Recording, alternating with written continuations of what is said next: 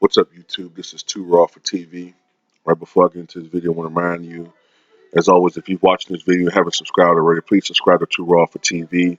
Also, if you have not hit that bell on the screen, please hit that bell to make sure you're notified of a video as soon as it drops. And if you appreciate this content, please hit the like button.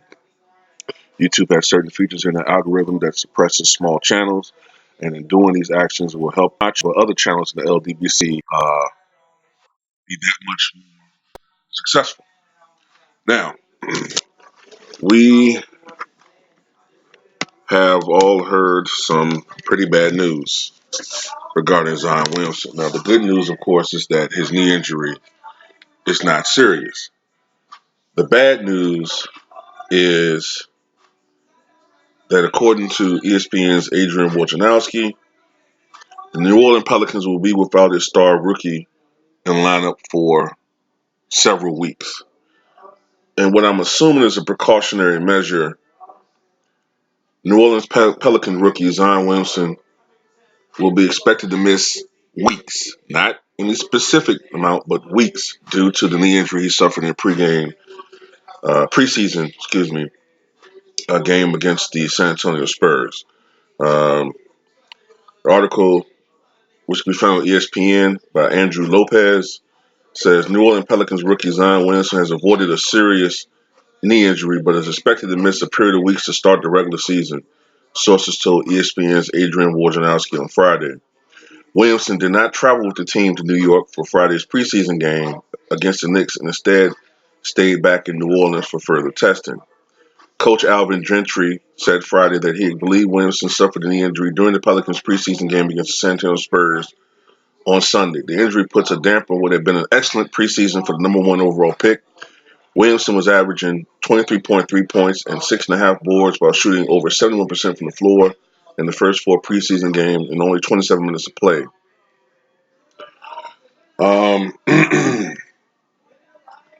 So what does this mean? It just means that the Zion Williamson era will be delayed a little bit for the NBA and in particular New Orleans fans. Now, you know, by them saying weeks, what is that? Is that 2 weeks, 3 weeks? I'm thinking it's not a month. I'm thinking it's like maybe 2, 3 weeks. That's what I mean. That's what I would just assume from the term weeks. So if that is 2 to 3 weeks, let's say 2 weeks. That would mean the season starts this upcoming Tuesday, I believe it is. So that means that he would make his debut sometime in maybe early November. So what is that like? Maybe what is that? Maybe like the first 8 games or something of the regular season. Now that's not a lot of games, but with the position that the New Orleans Pelicans are in, I mean, at best they're a fringe playoff team.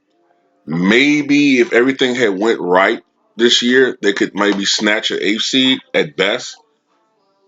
Maybe get 42, 43 wins, maybe, and sneak into the playoffs. But with their best player missing like the first 8 or so games, or maybe more of the season, that's going to make the playoff, picture for them even that much more bleaker. You know what I'm saying? So if they were going to make the playoffs at all with him playing all 82 games.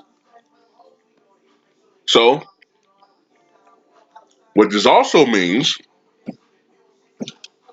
I'm going to say this, all you Lonzo Ball fans out there, okay, this is the perfect opportunity for your boy to show his ass off, right? To show his ass off and make up for the absence of Zion Williamson. Okay? This is the perfect opportunity for him to step up and be Jason Kidd 2.0. But you know what? I got a funny feeling that's not going to fucking happen. What we're going to see? What we're going to see is the standard shit from Lonzo Ball.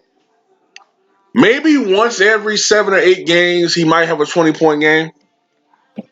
But what we're going to generally see is a guy averaging 8 points, 6 rebounds, maybe 7 assists, 6 to 7 assists, shooting like shit, missing layups, playing at one speed, and not controlling the tempo of the game.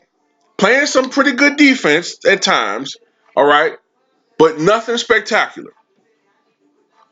He's going to shoot probably 32% from three or 30%, or if he's struggling, might not even crack 30% in three and go shoot probably less than 40% from the field. That's what we're going to see. A fucking bum. If not, prove to me I'm wrong. Lonzo Ball. And I'm tired of Lonzo Ball fans saying, oh, he needs time. How much fucking time does a number 2 overall pick need? Seriously.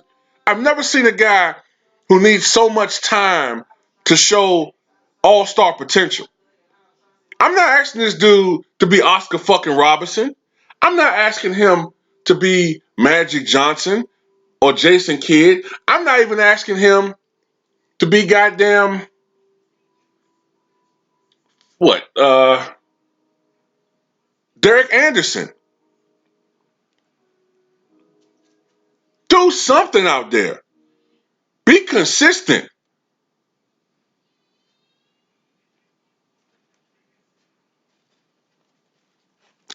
It's crazy. Y'all some haters, man. He needs some time. Third fucking season in the NBA. He needs more time. Now, another thing I'm starting to adjust to is the growing factor of money in all of these things. You know what I'm saying? I understand that these players are making more money than ever before. These guys are huge investments financially for these teams, these franchises. And because of the fact that it seems like these types of injuries are more common than before, not to say that players before didn't get injured, but these types of injuries just seem more common now. Knee, ankle, shit like that. I personally think it's because these guys are a little bit heavier than they used to be. And sometimes when you're more athletic, you know,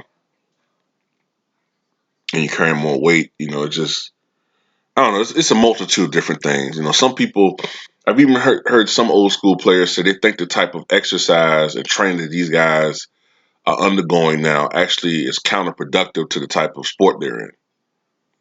Like they think that that some of the exercises put too much strain and wear and tear on their joints, and it causes them to break down faster.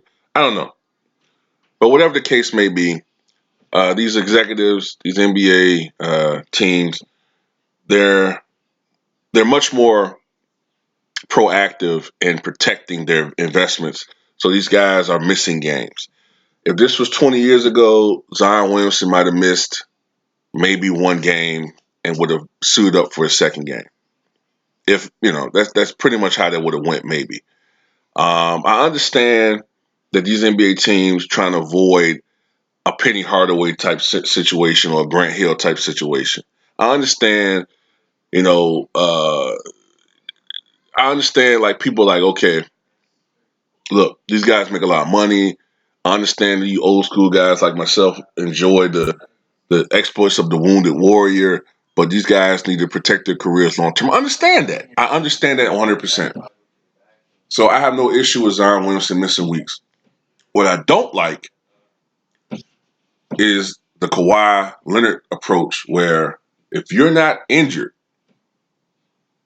okay, that's what you're putting out there. You're not injured, but you're just taking games off just to rest for no reason, really. Back in the day, if you needed rest, you would still play, but you play limited minutes. You know what I'm saying? Fans pay a lot of money. Back in the day, Michael Jordan said he felt like it was his due to go out there and play because fans wanted to go out there and play. Fans wanted to watch him perform, and there might be somebody out there who never seen him before and may not see him again, so you want to go out there. So if you want to rest, look, have a sensational first quarter, play a little bit of second quarter, and sit for the rest of the game. Okay? But that's my only issue. But other than that, you know what I'm saying, I'm cool with it. Hope he can recover from his knee injury. And like we said in the earlier video, pretty much all of us are in agreement on YouTube and LDBC that he probably could stand to lose a little bit of weight, you know. But Shannon Sharp is way off base, by the way, with that 10 to 15% shit that he's. Do you know how much weight is 10 to 15% of your body mass? He's 284 pounds officially, right? 10% of that is 28 pounds. Okay? So he's asking Zion Williamson to go from 284 to 240, 250. And he always using the LeBron compare. Everybody's not fucking LeBron. Okay? I don't think Zion needs to go down that far. I don't think he needs to lose 30, 40 pounds. I think he might need to lose right now 10 pounds. And as his career progresses, gradually maybe lose more, lose a little bit more. Like this guy's never played an 82 game schedule before. You know what I'm saying? College is 30 something games.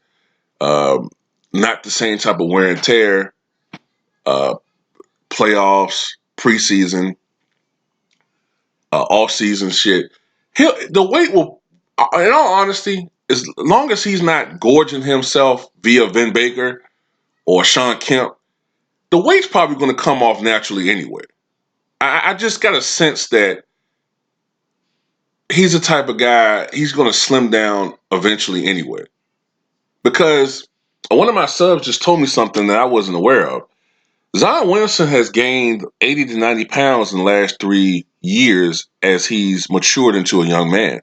When he was 16 years old, I guess he was, I'm guessing 200, 190. So a lot of this is just growth weight. You know what I'm saying? Like, I think now that I've heard that he was much smaller, that leads me to believe that a lot of this is just part of his growth and that eventually he will come down. Okay, he will probably naturally lose some weight. Just from the rigors of the NBA training. I think this is a guy that really takes his career seriously. I think he's the type of guy that wants to be great, and we'll see. But tell me what you guys think.